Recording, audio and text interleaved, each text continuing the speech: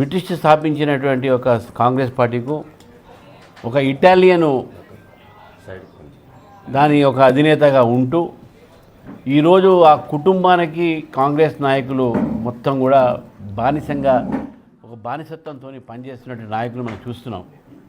ఇటు రేవంత్ రెడ్డి గారు అయితే ఏంది, వీళ్ళందరూ అయితే ఎవరైతే ఏంది ఆ బానిసత మనస్తత్వంతో, ఫ్యూడల్ మనస్తత్వంతో కాంగ్రెస్ పార్టీలో ఎవరు కూడా ఇంకా మహిళలు రాకూడదు, కాంగ్రెస్ పార్టీ నాయకులు రాకూడదు, మా కుటుంబం నుంచే కావాలనేసి సోనియా గాంధీ, అదేవిధంగా ఇందిరాగాంధీ, ప్రియాంక గాంధీ వీళ్ళే రాజకీయ నాయకులు ఉండాలి, వేరే వాళ్ళు ఉండకూడదు అనేటటువంటిగా మనస్తత్వంతో జవహర్లాల్ నెహ్రూ, ఇందిరాగాంధీ, సోనియా గాంధీ, ప్రియాంక గాంధీ, రాహుల్ గాంధీ వీళ్ళ కుటుంబం తప్ప ఎవరు ఉండకూడదు, వేరే వాళ్ళు సామాన్య మహిళలు కూడా రాజకీయాలు రావద్దు అనేటటువంటి ఆలోచనతో ఈరోజు కాంగ్రెస్ పార్టీ వ్యవహరిస్తున్న తీరుని నిన్న మనం పార్లమెంట్లో చూసినాం.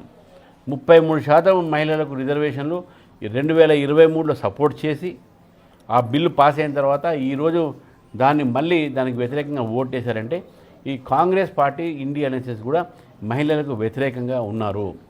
ఒకటి వాళ్ళ సంబంధించినటువంటి కుటుంబ సభ్యులు ఉండరు కాబట్టి, ఒకటి సామాన్యులకు అవకాశం వస్తుంది కాబట్టి, రెండు మూడోది ముస్లింలకు రిజర్వేషన్ ఇవ్వాలి అని అడిగినటువంటి ఇండియా అలయన్స్ ఇవ్వము అనేటువంటి ప్రభుత్వం స్పష్టంగా చేస్తే దానికి కూడా వీళ్ళు డిఫీట్ చేయడం జరిగింది.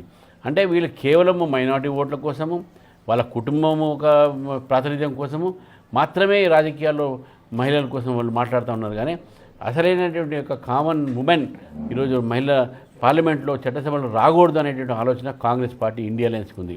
నిన్న ఓడించినటువంటి ఒక ఏదైతే ఉందో ఆ ఓటమి ఏదైతే ఉందో అది మహిళల ఓటమిగా భావించాలి. ఈరోజు ఈ దేశంలో మహిళలు ఎంతో సంతోషపడి ఈరోజు మాకు రిజర్వేషన్స్ రాబోతా ఉన్నాయంటే దాన్ని ఇప్పుడు కాదు 32 సంవత్సరాల నుంచి కూడా కాంగ్రెస్ పార్టీ ఏదో రకంగా బిల్లుని పార్లమెంట్లో ఆపుతూ ఉన్నారు. నేను మొన్న చెప్పాను ప్రెస్ కాన్ఫరెన్స్లో, ఈ యొక్క దక్షిణాది ఉత్తరాది భోగి ఏదుందో ఈ అంశాలన్నీ కూడా పనికిరాని అంశాలు, కేవలం రెచ్చగొట్టడానికి తీసుకొచ్చే అంశాలు. ఇది ఇంకో విషయం తీసుకొచ్చేది హైబ్రిడ్ వెరైటీ. ఈ హైబ్రిడ్, ఈ దక్షిణ ఉత్తరాది కేవలం ఉమెన్ రిజర్వేషన్, మహిళా రిజర్వేషన్ వ్యతిరేకించటానికే తీసుకువచ్చినటువంటి ఒక అంశాలు. కాబట్టి కాంగ్రెస్ పార్టీ ఈరోజు మొత్తం మహిళలకు అన్యాయం చేసింది.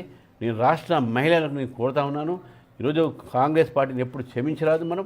వారు చేసినటువంటి పని మనకు మహిళలకు, సామాన్య మహిళలకు చట్టసభలు రాకుండా అడ్డుకున్నటువంటి పార్టీ కాంగ్రెస్ పార్టీ. మీ మెజార్టీ లేదు ఎట్లా పెడతారని అంటే, మాకు మెజార్టీ లేకుండా కూడా ఆ రోజు మీరు మన 2023లో సపోర్ట్ చేశారు కదా. మీరు ఎప్పుడు కూడా స్టేట్మెంట్ మీ మహిళా రిజర్వేషన్ వ్యతిరేకం కాదు అంటున్నారు కదా.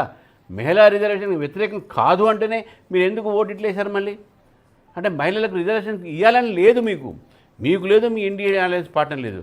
కాబట్టి ఈరోజు మా మహిళలు, మా పార్టీలో ఉన్నటువంటి యువకులు అందరూ కూడా ముఖ్యమంత్రి గారి ఇంటి మీద ముట్టడికి మేము బయలుదేరుతుంటే మమ్మల్ని హౌస్ అరెస్ట్ చేయడం జరిగింది. ఈ హౌస్ అరెస్ట్ని కూడా ఇదొక మాకు ముట్టడి కూడా చేసేటటువంటి అవకాశం కూడా ఇవ్వట్లేదు. అటు మహిళా రిజర్వేషన్ అడ్డుకుంటున్నారు, ఇక్కడ మా కార్యక్రమాన్ని అడ్డుకుంటున్నారు. దీన్ని భారతీయ జనతా పార్టీ తీవ్రంగా ఈ యొక్క విషయం మీద నల్ల రోజుగా నేను భావించాము. ఈరోజు మొత్తం ఎమర్జెన్సీ కన్నా చీకటి రోజులు తీసుకొస్తుంది కాంగ్రెస్ పార్టీ తెలంగాణలో.